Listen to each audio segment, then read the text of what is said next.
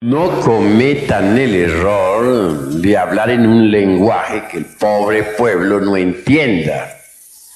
Si tienen ganas de hablar asuntos esotéricos elevados, que lo hagan en el círculo esotérico, que lo hagan en tercera cámara o en segunda, pero no ante el pueblo. Creo que el pueblo merece alguna consideración. Al pueblo se le debe hablar sin términos técnicos de ninguna especie, porque el pueblo no entiende tales términos. Se le debe hablar en un lenguaje muy simple, muy sencillo, al alcance de todos. Nunca se debe usar la tribuna para herir a alguien con la palabra. Jamás se debe tratar de ironizar o satirizar en alguna forma al auditorio, al pueblo, a los fieles. La palabra debe salir del corazón, no de los distintos agregados psíquicos que llevamos dentro. Con profundo dolor me doy cuenta que cuando alguien habla, la palabra sale desgraciadamente, no de las profundidades del ser, sino de entre el fondo de cualquier agregado psíquico inhumano. Si la palabra brotara exclusivamente de la esencia, no habría nada que objetar, sería pura, perfecta. Pero las gentes tienen los agregados psíquicos muy desarrollados.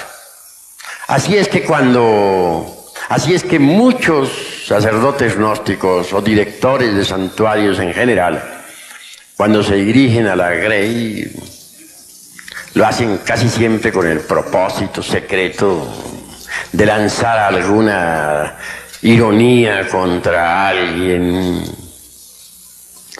de humillar a alguien, de insultar a alguien, etc.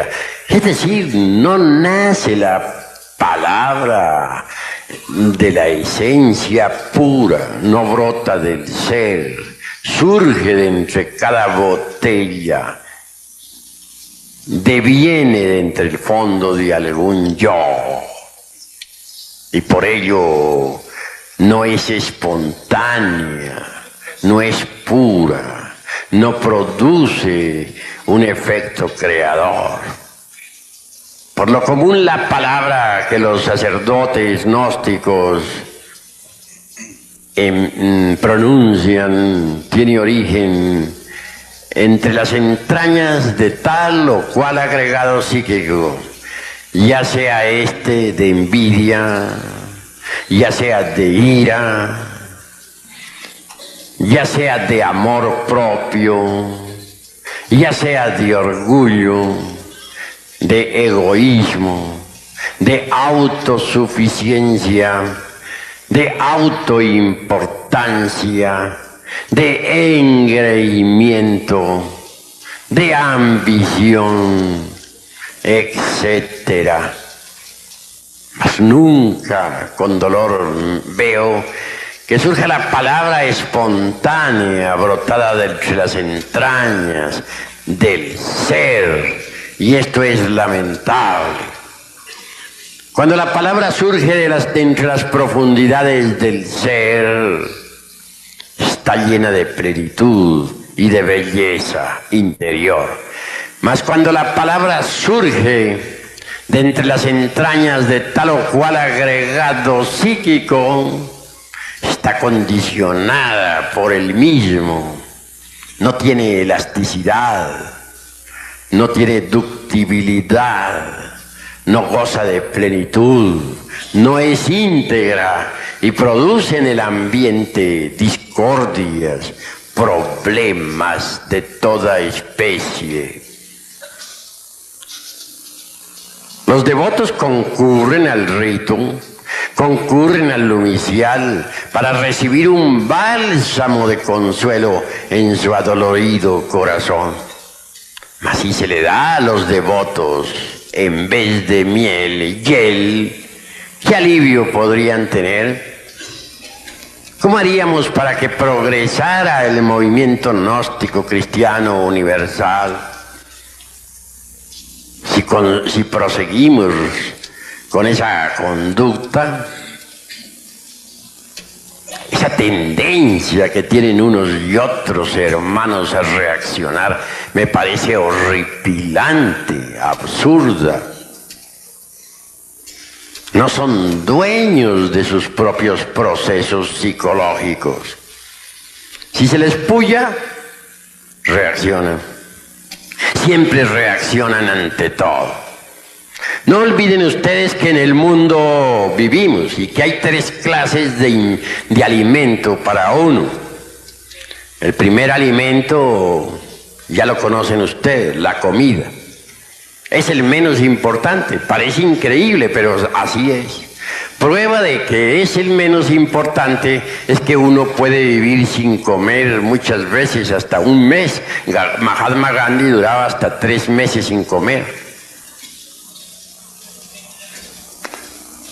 Este alimento entra por la boca y va al estómago. La segunda clase de alimento es el aire, la respiración.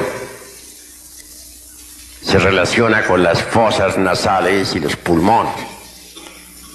Difícilmente podríamos vivir siquiera 4 o 3 minutos sin respirar.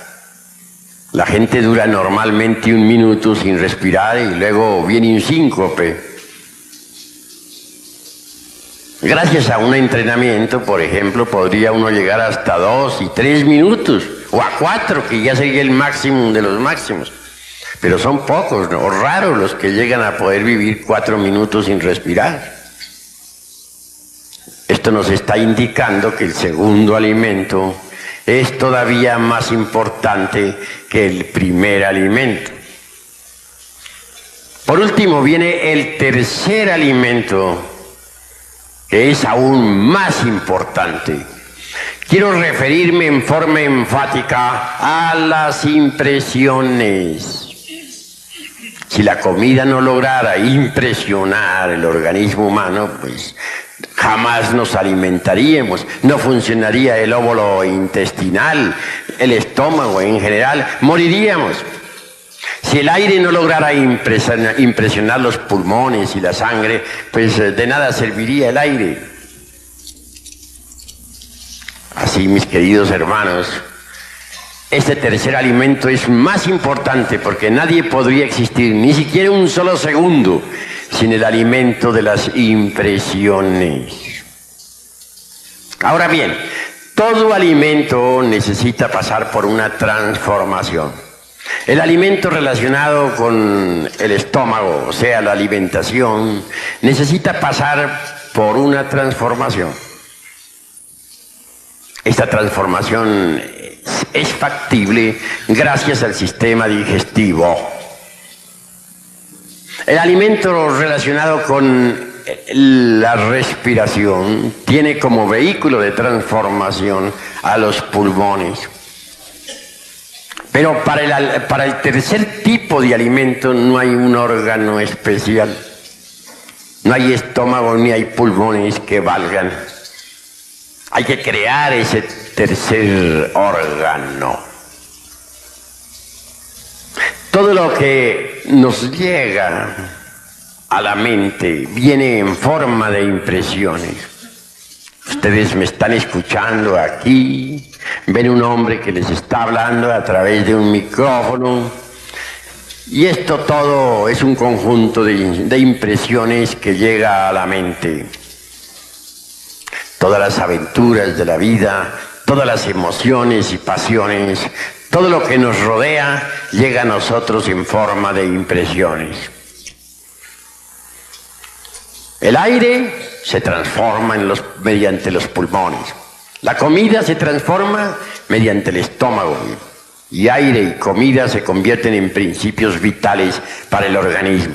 Desgraciadamente las impresiones no se transforman. quedan en la mente sin digerir.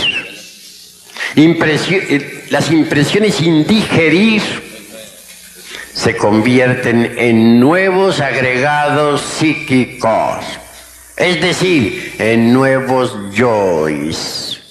Y eso es gravísimo. Hay que digerir las impresiones. ¿Cómo? Reflexionemos un poco. Mediante la conciencia superlativa del ser. Normalmente las impresiones llegan a la mente y la mente reacciona sobre las impresiones. Si alguien nos insulta, reaccionamos con ganas de vengarnos. Si alguien nos ofrece una copa de vino, reaccionamos con ganas de beber. Si una persona del sexo opuesto nos tienta, pues sentimos ganas de fornicar. Pero siempre reaccionamos ante los impactos del mundo exterior. Y eso es muy grave. En las asambleas he visto cómo se hieren los hermanos unos a otros. Uno dice una palabra y el que se siente aludido reacciona violentamente diciendo una peor. A veces lo que dice no es demasiado grosero, se vuelve sutil, muy decente y acompañado de una sonrisa, pero en el fondo lleva el veneno espantoso de la reacción violenta. No hay amor entre los hermanos. Se han olvidado de su propio ser y solo viven en el mundo del ego, en el mundo de las reacciones. Cuando uno se olvida de su propio ser, reacciona violentamente. Si uno se olvida de su propio ser en presencia de una botella de vino, resulta borracho. Si uno se olvida de su propio ser en presencia de una persona del sexo opuesto, resulta fornicando. Si uno se olvida de su propio ser interior profundo en presencia de un insultador, resulta insultando. Lo más grave en la vida es olvidarse de sí mismo.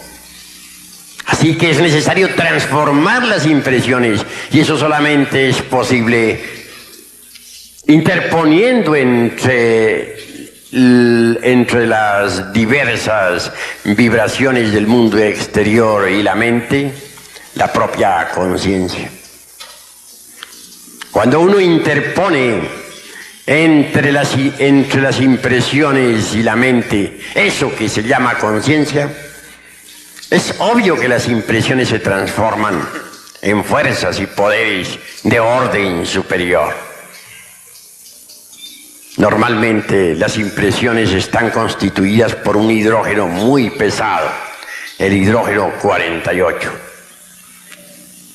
Cuando uno interpone entre las impresiones y la mente la conciencia, el hidrógeno 48 se transforma en 24, que sirve para el alimento del cuerpo astral. A su vez, el excedente del 24 se transforma en hidrógeno 12, que sirve para el alimento del cuerpo mental. Y por último, el hidrógeno 12, el excedente, repito, se transforma en hidrógeno 6, que sirve para el alimento del cuerpo causal. Pero si uno no transforma las impresiones, estas se convierten en nuevos agregados psíquicos, en nuevos yoes. Así que debemos transformar las impresiones mediante la conciencia. Es muy fácil interponer la conciencia entre la mente y las impresiones, entre las impresiones y la mente. Para recibir las impresiones con la conciencia y no con la mente, solo se necesita no olvidarnos de sí mismos en un instante dado. Si alguien en cualquier momento nos está hiriendo con la palabra, no debemos olvidarnos de nuestro propio ser. No debemos permitir que la mente reaccione.